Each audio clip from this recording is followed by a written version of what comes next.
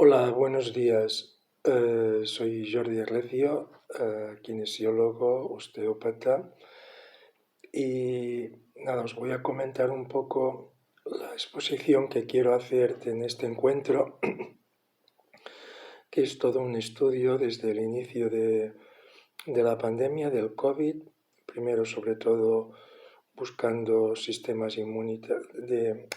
inmunitario, cómo reforzarlo con productos naturales y tal, y a partir del momento que aparecen las vacunas y aparecen los primeros problemas sobre ellas, el estudio lo he ampliado.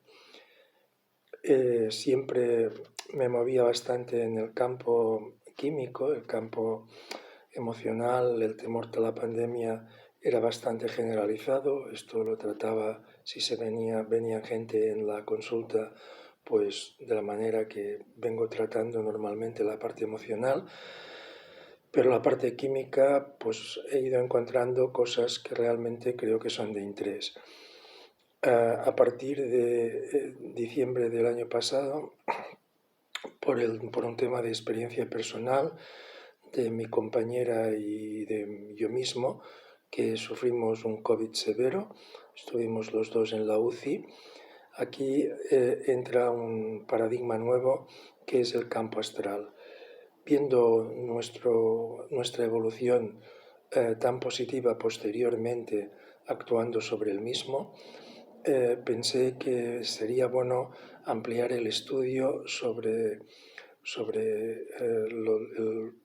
los síntomas de COVID persistente.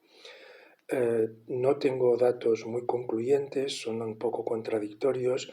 En algunos casos la mejoría ha sido absoluta, en otros casos aparecen otros problemas que en el transcurso de la charla, y si podemos hacer un taller, pues iremos pues desgranando. Espero con ilusión veros pronto y que os interese el tema. Hasta pronto.